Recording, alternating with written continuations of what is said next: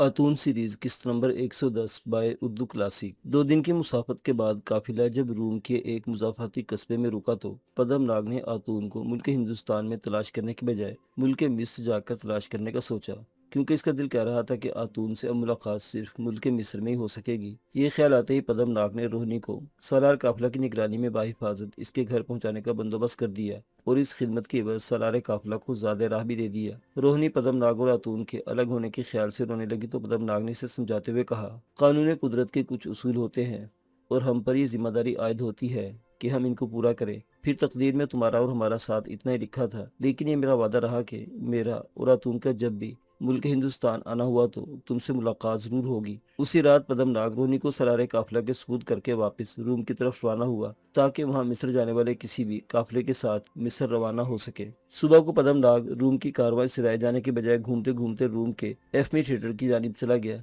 उस वक्त एफी थिएटर में ग्लैडिएटर का खूनी खेल हो रहा था, जहां सजाए मौत पाने वाले एक बदनसीब शख्स को छुरा हाथ में देकर मैदान में छोड़ दिया गया और एक जीरापोश ग्लैडिएटर भी हाथ में छुरा लेकर इसके मुकाबले पर आ गया। मौत की सजा पाने वाले को कहा गया कि अगर वो मद्दे मुकाबिल को छुरे से हलाक कर देगा तो इसकी सजाए मौत माफ कर दी जाएगी। मुकाबला शुरू हो गया। सजा याफ्ता बेचारा कमजोर था और फिर दुश्मन जीरापोश था। पदमनाग एक दीवार पर बैठा इस नाइंसाफी का नजारा कर रहा था। पदम को एहसास हुआ कि अगर इसने मजीद देर कर दी तो कमजोर कैदी मारा जाएगा। पदम ने एक छोटे से मटियाले रंग के बारीक सांप का रूप धारा और मैदान में उतर आया। ग्लेडिएटर उधर धड़ाधड़ छुरा चला रहा था।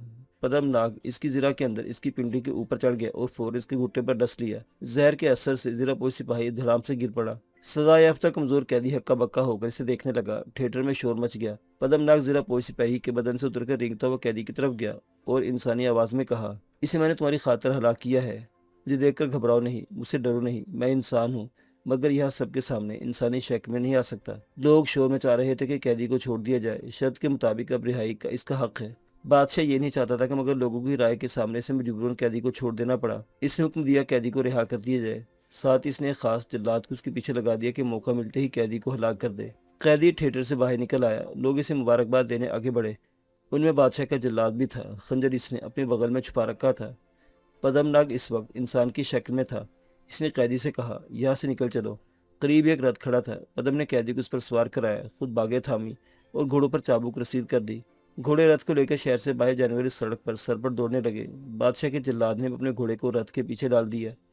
पदमनाग ने कैदी से इसका नाम पूछा। इसने कहा, मेरा नाम फिदस है, मैं एक वतन परस्त हूँ और मुल्क में आज़ादी की रायदही के लिए जद्दोजहद में शरीक था कि गिरफ्तार हो गया। पदम ने पूछा, तुम्हारे पास कोई ऐसी जगह है जहाँ तुम छुप कर कुछ देर रह सको? फिदस ने कहा, मैं यहाँ अकेला हूँ, मेरी गिरफ्तारी के बाद मेरे साथी मुल्क से फरार हो गए हैं। पदम ने इससे सवाल किया, वो कहाँ जाना चाहता है? जिस पर फिदस बोला, मुल्क मिस्र में मेरी एक रिश्तेदार औरत रहती है, मैं मिस्र के दारुल हुकूमत एथेंस जाना ज़्यादा पसंद करूँगा, वहाँ मैं महफूज रहूँगा। पदम ने कहा, मैं तुम्हें अपनी हिफाजत में मिस्र ले चलूँगा। फिदस ने कहा, तुम मेरे लिए कहाँ इतनी तकलीफ़ करोगे? पदम बोला, ये मेरा फ़र्ज़ है, और फिर मुझे अपने दोस्त जिसकी तलाश है उसका वतन भी कभी मिस्र ही था। सोचता हो सकता है इस बहाने मेरी मुलाकात अपने दोस्त से हो जाए। कैदी ने कहा, तो फिर रथ का रुख बंदरगाह की तरफ मोड़ दो, हमें मिस्र के लिए वहाँ से बादबानी जहाज मिल जाएगा जो हमें सिकंदरिया तक ले जाएगा। पदमनाग ने ऐसा ही किया। बादशाह का जल्लाद जासूस बराबर इनका ताक़ुब कर रहा था। फिरदौस और पदमनाग बंदरगाह के करीब एक पुरानी कारवां सिराय में उतर गए। जहाज दूसरे रोज शाम के वक्त लंगर उठाने वाला था। पदम ने फिदस से बात की तो वो बोला, हो सकता है मुझे हलाक करवाने के लिए बादशाह ने मेरे पीछे आदमी लगा दी हूँ, क्योंकि हम जैसे आज़ादी पसंद और शायद दुश्मन इनकलाबियों को बादशाह किसी सूरत जिंदा नहीं देखना चाहता। पदम ने कहा, मैं तुम्हारी हिफाजत करूंगा, मगर मेरी एक शर्त है कि तुम किसी भी सूरत इस कोठरी से बाहर नहीं निकलोगे। फिदस ने हामी भर ली और कोठरी में बिछे हुए एक पलंग पर लेट गया और पदमनाग कोठरी से बाहर उकाब की शक्ल में दरख्त की शाख पर बैठकर फिदस की निगरानी करने लगा। बादशाह का जल्लाद जासूस किसी मौका की तलाश में था। वो ये समझता रहा था कि कोठरी में फिदस के साथ इसका साथी भी होगा। जब दिन डूब गया और कोठरी से कोई भी बाहर न निकला तो जल्लाद जासूस को बेचैनी हुई।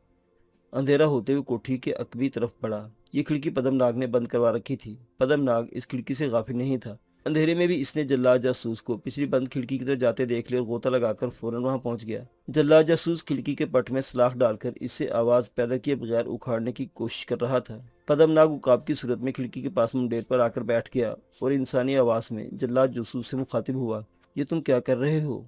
बादशाह के हुक्म पर। जल्लाद जासूस के तो हाथों के तोते उड़ गए।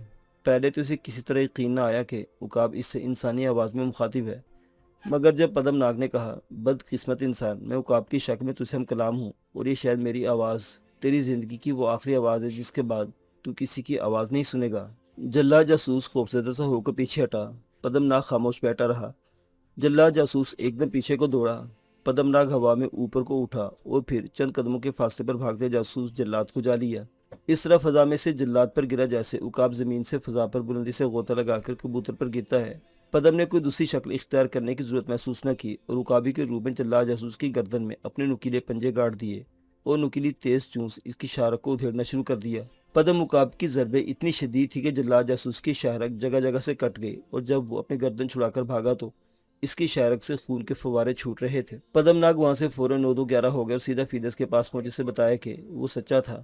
بادشاہ نے ایک جلاد جاسوس اس کے پیچھے لگا رکھا تھا جس کو تہے تیغ کر دیا گیا ہے۔ اب ہمیں یہاں سے نکل جانا ہوگا، کیونکہ ہو سکتا ہے کہ بادشاہ کی سپاہیاں دھاوا بول دے اور تمہیں جلاد کے قتل کے الزام میں دوبارہ پکڑ لیا جائے۔ فیدس جو پہلے ہی بڑی مشکل سے جان بچا کر بھاگا تھا، یہ صورتحال جان کر پریشان ہو کر پدم سے کہنے لگا، ہم کشتی لے کر دور سمندر میں نکل جاتے ہیں اور وہاں اپنے جہاز کا انتظار کریں گے۔ یہ بہترین ترکیب تھی۔ راتوں رات انہوں نے بندرگاہ سے ایک کشتی لی اور اس میں سوار ہو کر سمندر کی طرف چل دیے۔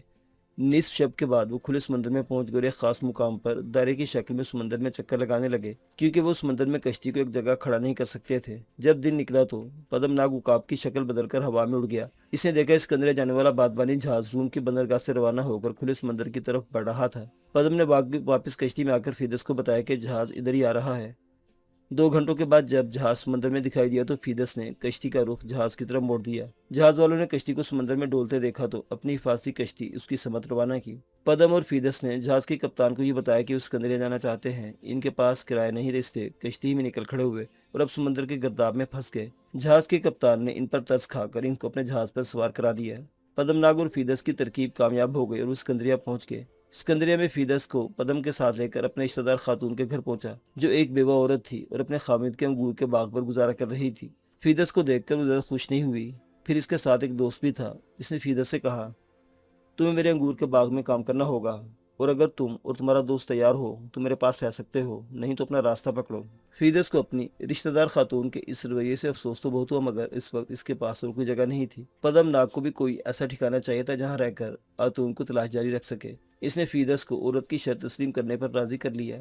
فیدس اور پدم ناگ دونوں خاتون کے انگور کے باغ میں دن بھر کام کرتے۔ شام کو پدم ناگ فیدس کو اطلاع دے کر اپنے دوست کی تلاش میں نکل جاتا۔ اس کی تلاش کا دائرہ صرف اسکندریہ تک محدود نہ تھا۔ عقاب بن کر وہ سینکڑوں میل کا سفر چند ساعتوں میں طے کر کے مصر کے دارالحکومت ایتھنز تک ہوا تھا، مگر ابھی تک اسے خاتون کا کوئی نشان نہیں ملا تھا۔ اس وقت تک خاتون ابھی قافلے کے ساتھ سفر کر رہا تھا۔ اس کے ذہن میں بار بار یہ جملہ گونج رہا تھا کہ وہ اس بار مصر ایک خاص حیثیت سے داخل ہوگا، اس کی ایک شناخت ہوگی۔ یہ شناخت کیا تھی؟ خاتون کو اس بارے میں کچھ علم نہیں تھا۔ ایک عرصہ دراز کے بعد وہ اس تجربے سے گزرنے والا تھا۔ آخر ایک روز قافلہ اسکندریہ پہنچ گیا۔ اس وقت اسکندریہ کے شہر پر سورج طلوع ہو رہا تھا۔ دریا نیل کی طرف سے ٹھنڈی ہوا آ رہی تھی۔ اس ہوا میں دریا کے پانی میں ڈوبے ہوئے نرسلوں اور کنول کے پھولوں کی مہک تھی۔ خاتون نے شہر کے اندر دور فرعون رئیمس کے محل کی دیواریں اوپر کو اٹھی دیکھی تو اسے اپنا بچپن یاد آ گیا۔ یہی وہ محل تھا جس میں کبھی اس نے اپنا بچپن گزارا تھا۔ کارواں سرائے میں آتے ہی وہ قدیم اہراموں کی طرف نکل گیا۔ یہاں شاہی قبرستان کی ایک جانب کبھی اس کی ماں اور باپ اور بیوی بچوں کی قبریں ہوا کرتی تھی، اب وہاں ان کے نشان بھی باقی نہیں رہے تھے۔ قبروں کی جگہ جگہ چھوٹے چھوٹے پتھر بکھرے ہوئے تھے۔ خاتون نے وہیں رک کر ایک جگہ کھڑے ہو کر اپنے ماں باپ اور بیوی بچوں کی روحوں کے لیے دعا مانگی اور اس اہرام کی طرف چلا جس کے باپ نے اپنی نگرانی میں تعمیر کروایا تھا اور جہاں اس کی ماں کی قبر ہونی چاہیے تھی، مگر اسے وہاں دفن کرنے کی اجازت نہ ملی کہ وہ شاہی خاندان کی فرد نہیں تھی، جبکہ خاتون کے باپ کا براہ راست شاہی خاندان کے شہزادگان سے رشتہ تھا۔ دھوپ خوب نکل آئی تھی۔ خاتون اہراموں کے علاقے سے چلتا ہوا شاہی قلعے کی طرف آیا تو قلعے کے دروازے میں ایک رتھ باہر نکلا۔ وہ شاہی رتھ معلوم ہوتا تھا۔ رتبان شاہی وردی میں تھا اور پیچھے ایک کاہن جس کا سر مڑا ہوا تھا اور جس نے زرد لبادہ جسم کے گرد لپیٹ رکھا تھا کھڑا تھا۔ رتھ کی محراب کے ساتھ کنول کے پھول لٹک رہے تھے۔ ان کے پیچھے 2 اور رتھ جن میں شاہی گارڈ کے سپاہی سوار تھے۔ خاتون ایک جانب کھڑا ہو گیا تاکہ رتھ قریب سے گزرے تو ان کا نظارہ کرے اور اپنی پرانی یادیں تازہ کرے۔ جو ہی آگے والا رتھ اس کے قریب پہنچا تو کاہن کی عقابی نظریں خاتون پر پڑی۔ اسے ایک دم سے بازو ہوائیں بلند کیا اور چلا کر رتھ روکنے کا حکم دیا۔ رتبان نے گھوڑے کی لگامیں کھینچ کر پیچھے کو دوہرا ہو گیا۔ عقبی رتھ بھی وہیں رک گیا۔ اب خاتون کو خیال آیا کہ اس کی شناخت کا خطرناک ترین لمحہ ہے۔ کچھ خبر نہیں یہاں اس کی شناخت کس حیثیت سے ہونے والی ہے، آیا پھر ان کے دشمن کی حیثیت سے یا اس کے دوست کی حیثیت سے۔ خاتون وہیں اپنی جگہ کھڑا رہا۔ کاہن نے خاتون کی طرف اشارہ کر کے حکم دیا، اسے گرفتار کر لو۔ ہمیں اسی کی تلاش تھی۔ آتون سمجھ گیا کہ یہاں اس کی حیثیت فرعون رئیمس کے دشمن کی ہے۔ اگر فرعون رئیمس کا نہیں تو وہ کم از کم کاہن کا دشمن ضرور ہے جو اسے کسی سازش میں ملوث کر کے مروانا چاہتا ہوگا۔ آتون اس قسم کے کئی خونی سازشوں سے گزر چکا تھا۔ وہ فرار ہونا نہیں چاہتا تھا کیونکہ بقول ارتبان وہ اپنے دوست پدم ناگ سے اسی صورت مل سکتا تھا۔ عقبی رتھ میں سے شاہی گارڈ کے زرہ پوش سپاہی نیچے اتر کر آتون کی طرف لپ کے اسے فوراً گرفتار کر کے اس کے بازو کو پیچھے رسی سے باندھ کر رتھ میں ڈال دیا گیا۔ کاہن نے شاہی گارڈ کے مخاطب ہو کر کہا، اس شاہی دشمن کو قلعے کے تہہ خانے میں جا کر بند کر دو، ہم مندر اکیلے ہی جائیں گے۔ کاہن کا رتھ آگے بڑھا اور شاہی گارڈ کا رتھ آتون کو لے کر قلعے کی جانب سر پر دوڑنے لگا۔ کاہن اعظم نے اپنے رتھ کو فرعون کی فوج کی سپہ سالار گوپاز کے محل کی طرف موڑ دیا۔ سپہ سالار گوپاز اس وقت اپنی ٹھنڈی شہ نشین میں آرام کر رہا تھا۔ کاہن اعظم کے آنے کی خبر سن کر اس نے خادموں کو وہاں سے چلے جانے کا حکم دیا۔ کاہن اعظم شہ نشین میں آ کر باوقار انداز میں سیدھا کھڑا ہو گیا، پھر اس نے شہ نشین کی چاروں جانب نگاہ ڈالی۔ سپہ سالار گوپاز اٹھ کر کاہن اعظم کا خیر مقدم کیا اور اسے بتایا کہ دونوں اس وقت تنہا ہیں، آپ کا اس وقت بغیر پیشگی اطلاع کے اچانک آنا مسئلے سے خالی نہیں لگتا۔ کاہن اعظم دیوان پر بیٹھ گیا، پھر گوپاز کی طرف گھور کر اپنی چمکیلی زرد زرد آنکھوں سے دیکھا اور کہا، گوپاز میں اس وقت تمہیں بہت بڑی خوشخبری سنانے آیا ہوں۔ سپہ سالار گوپاز سرائی میں سے مشروب اونیلتا رک گیا۔ کاہن اعظم، میں اس خوشخبری کے لیے ہمتن گوش ہوں۔ کاہن اعظم کے ہونٹوں پر بڑی فاتحانہ سی مسکراہٹ نمودار ہوئی بولا، گوپاز، فرعون کا سب سے بڑا حمایتی اور ہمارا سب سے بڑا دشمن شمار اس وقت میری حراست میں ہے۔ سپہ سالار گوپاز نے چاندی کا پیالہ وہیں تپائی پر رکھ دیا اور کاہن اعظم کے قریب تخت پر جھک کر بیٹھ گیا۔ وہ بے حد مسرور تھا۔ کاہن اعظم، کیا آپ سچ کہہ رہے ہیں؟ یقین نہیں آتا کہ اتنا طاقتور شخص اتنی آسانی سے قابو میں آ گیا۔ کاہن اعظم بولا، کاہن اعظم جھوٹ کے نام سے ناواقف ہے۔ مجھے فرعون رمیز سے اس لیے دشمنی ہے کہ اس نے ہمارے آباء و اجداد کے مذہب سے بغاوت کی ہے۔ وہ سورج کو چھوڑ کر خدا کی پوجا کرتا ہے اور سورج کی طرف دیکھنے کے بجائے اپنا چہرہ آسمان کی طرف اٹھائے رکھتا ہے۔ ہمیں اپنے مذہب کی بقا کے لیے اس فرعون کو ہلاک کر دینا ہے۔ شمار ہمارے راستے کی سب سے بڑی رکاوٹ تھا کیونکہ اسے سوڈان کے مصری حکومت کی حمایت حاصل تھی۔ اب وہ ہمارے قبضے میں ہے اور ہم فرعون کے خلاف اپنی سازش کو آگے بڑھا سکتے ہیں۔ سپہ سالار گوپاز کمرے میں ٹہلنے لگا۔ اس نے رک کر کھڑکی سے باہر نظر آنے والے کھجور کے درختوں کو دیکھا اور بولا، کاہن اعظم، ہمارے دشمن شمار کی گرفتاری کی خبر فرعون تک پہنچنی نہیں چاہیے۔ کاہن اعظم نے کہا، میں نے اس کا بندوبست کر لیا ہے، تم بے فکر رہو۔ جن آدمیوں نے شمار کو پکڑا ہے وہ میرے خاص جاسوس ہیں۔ میں نے انہیں اپنی زبانیں بند رکھنے کا اشارہ کیا ہے۔ اب تم بتاؤ ہمیں اگلا قدم کیا اٹھانا ہوگا؟ اس وقت آدھی سے زیادہ رایا فرعون کے خلاف ہے کیونکہ اس نے ان کا آبائی مذہب ترک کر دیا ہے۔ ہمیں سب سے زیادہ خطرہ شمار سے تھا، اب وہ ہمارے قبضے میں آ چکا ہے۔ اب ہمیں اپنے کام کو تیز کر دینا چاہیے۔ سپہ سالار ٹہلتے ٹہلتے تخت پر بیٹھ گیا، سرائی سے مشروب اونڈیل کر پیالے میں ڈالا اور اسے خلق میں ڈالنے کے بعد بولا، کاہن اعظم، فرعون رئیمس کو آپ کا بھرپور اعتماد حاصل ہے۔ آپ پہل کریں، میری طرف سے آپ مطمئن رہیں، فوج میرے ساتھ ہے، وہ میرے اشارے کی منتظر ہے، لیکن فرعون کا مارا جانا سب سے زیادہ ضروری ہے۔ کاہن اعظم نے آہستہ سے کہا، میں چاہتا ہوں کہ آپ ایک خصوصی فوجی دستے کو قلعے کے تہہ خانے کے باہر تعینات کر دیں تاکہ شمار کے فرار کے تمام راستے مسدود ہو جائیں۔ سپہ سالار نے کہا، ہم اسے موت کے گھاٹ کیوں نہ اتار دیں؟ کاہن بولا، میرا خیال ہے ہمیں اس سے پہلے ضروری پوچھ گچھ کرنی ہوگی۔ سپہ سالار ایک بار پھر اٹھ کر ٹہلنے لگا، پھر کاہن اعظم کی طرف ذرا جھک کر بولا، نہیں کاہن اعظم، ہم شمار کے زندہ رہنے کا خطرہ مول نہیں لے سکتے۔ سوڈان کی حکومت کو اطلاع مل گئی تو اس کے جانباز راتوں رات اپنی جانیں دے کر بھی اسے یہاں سے نکال لے جائیں گے۔ اسے جتنی بھی جلدی ہو سکے ختم کر دینا چاہیے۔ کاہن اعظم تھوڑی دیر کے سوچ میں ڈوب گیا، پھر بولا، ٹھیک ہے، ہم شمار کو آج رات موت کے گھاٹ اتار دیں گے۔ سپہ سالار نے ایک ایک لفظ پر زور دیتے ہوئے کہا، اسے مار کر تہہ خانے کی زمین میں دفن کر دیتے ہیں۔ یہ کام میرے 4 جانباز سپاہی بڑی کامیابی سے انجام دے سکتے ہیں۔ تو پھر تم آدھی رات کو اپنے 4 آدمی لے کر قلعے کے تہہ خانے میں پہنچ جاؤ، میں وہاں پہلے سے موجود ہوں گا۔ اب میں جاتا ہوں۔ کاہن اعظم یہ کہہ کر اٹھا اور باہر نکل گیا۔ آتون شام تک تہہ خانے میں پڑا سوچتا رہا کہ یہ لوگ مجھ سے کیا چاہتے ہیں اور پدم ناگ سے کہاں اور کیسے ملاقات ہوگی۔ آتون نے خود کو حالات کے حوالے کر دیا تھا کیونکہ صرف اسی صورت میں پدم ناگ سے ملاقات ہو سکتی تھی۔ رات کے پہلے پہر میں اس کوٹری میں خشک مچھلی اور پانی کا آب خورا لے کر ایک سپاہی آیا۔ 2 سپاہی تلواریں لیے اس کی حفاظت کر رہے تھے، حالانکہ آتون کے بازو رسی سے بندھے ہوئے تھے۔ آتون نے ان سے کوئی بات نہ کی، کوئی احتجاج نہ کیا، خاموشی سے ان کو دکھانے کے لیے مچھلی کھائی، پانی پی اور فرش پر لیٹ گیا۔ اس کا ایک ہاتھ کھول دیا گیا تھا۔ رات جب آدھی گزری تو کوٹری کے باہر سے قدموں کی چاپ سنائی دی، پھر 4 سپاہی ہاتھوں میں تلواریں لے اندر داخل ہوئے۔ کاہن اعظم اور سپہ سالار گوپال ان کے ساتھ ساتھ چلے آ رہے تھے۔ شمار یعنی آتون نے ان کے آتے ہی پوچھا، مجھے یہاں کیوں لایا گیا؟ آپ لوگ مجھ سے کیا چاہتے ہیں؟ کاہن اعظم نے کہا، شمار، تم خوب جانتے ہو کہ ہم نے تمہیں یہاں کیوں قید کیا ہے۔ تم اور فرعون رئیمس ہمارے اور ہماری رائے کے سب سے بڑے دشمن ہو، اس لیے کہ تم ہمارے آبائی مذہب سے روگردانی کی ہے۔ آتون خاموشی سے ان کی گفتگو سن رہا تھا۔ کاہن کو اس نے پہچان لیا تھا، اسی کے حکم سے اسے گرفتار کر کے قید میں ڈالا گیا تھا۔ اب وہ یہ سراغ چاہتا تھا کہ ان کا منصوبہ کیا ہے؟ اس سلسلے میں آتون نے خاموش رہنے اور اپنے آپ کو ان کے احکامات کے حوالے کرنے کا عہد کر رکھا تھا۔ کاہن اعظم نے گوپاس کو اشارہ کیا۔ گوپاس نے آتون کے چہرے مہرے سے اندازہ لگا لیا کہ کوئی بہت بڑا فوجی افسر ہے۔ گوپاس نے اپنے سپاہیوں کو اشارہ کیا۔ سپاہیوں نے نیزے سیدھے کیے اور چاروں طرف سے آتون پر حملہ کر دیا۔ آتون نے اپنے جسم کو ربر کی طرح نرم کر دیا۔ نیزے اس کے جسم کے آر پار ہو گئے۔ آتون ایک طرف گر پڑا۔ اس نے اپنی آنکھوں کو یوں پتھر لیا جیسے مر گیا ہو۔